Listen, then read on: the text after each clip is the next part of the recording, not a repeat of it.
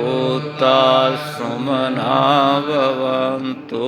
हतोऽपि सकच्च शृण्वन्तु वासितं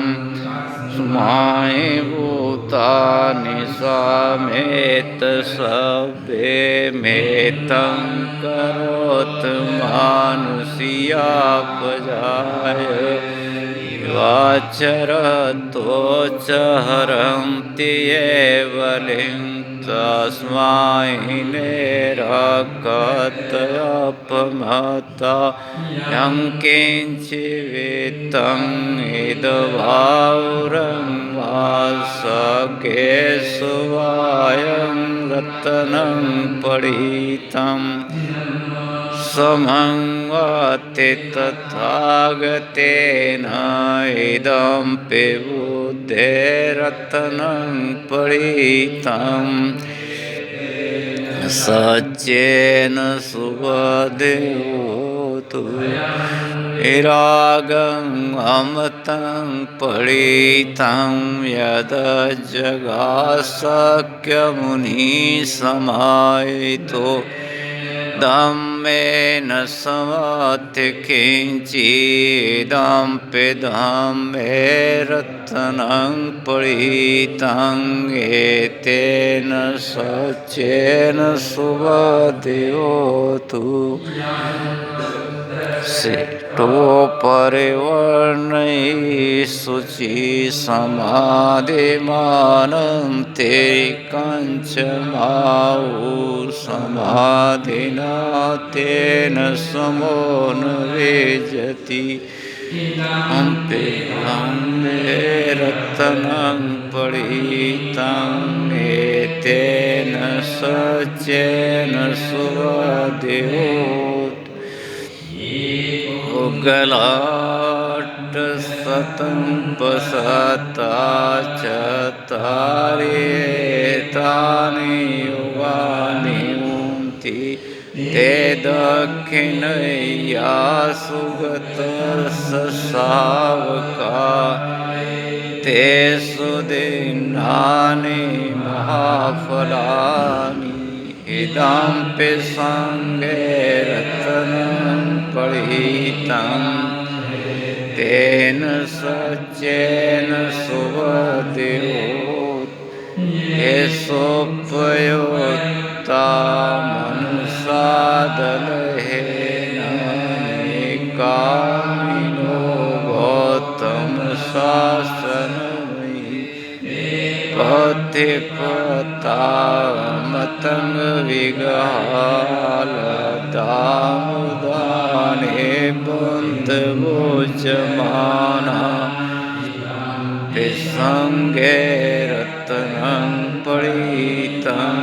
एतेन सच्चेन सुबदेवोतु किलोपटविंसितोऽसियाचतो विवाथेयसम्पकम्पियो पमंसं पुरुषं वदामि यो हरियसच्चानि अवेचपसति अङ्गे रत्नं पठितं एतेन सच्चेन सुबदेवोतु सच्चानि विभावयन्ति गम्भीरपय्येन सुदेशितानि चापि ते हन्ति वसपमतान ते भगवन्वाट्टमम् आदयन्ति विसङ्गे रत्नं पठितं एतेन सच्चेन सुबदेवोतु वसदर्शन सम्पदाय तया सुधम्माजयिता भवन्ति कायदिष्टि विचकित्सितशीलवन्तम्। नेचुरल कैलेमिटी है उस समय रतन सूक्त का पाठ किया जाता है।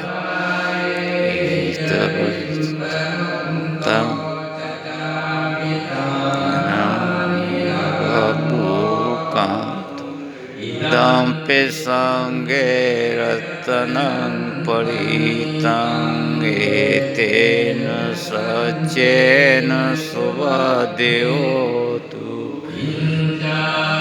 sokam ankarot papakam kayena vacha udcetasa Vabhosota chadaya avagata tapadasavota dampi sange ratanam paritam etena sacena suvadyotu Pagumbeyata pusita gerimānumāse patamangimaye tatopamam sampurisam vadāmi tamam hitāya Dampi buddhe ratanam paritam etena sacena suvadyotu Varanca vardo varaharo anuttaro dhamma varam vadesai Buddhe ratanam paritam etena sacena suvadyotu Rang puranam navam nati sambhavam virata cetayati keva vismi Tīna vīja virula chandāni banti dhīrāyatājam padīpo Angeratanam paritam ये रत्न सुत मूल गंध कुटी बिहार से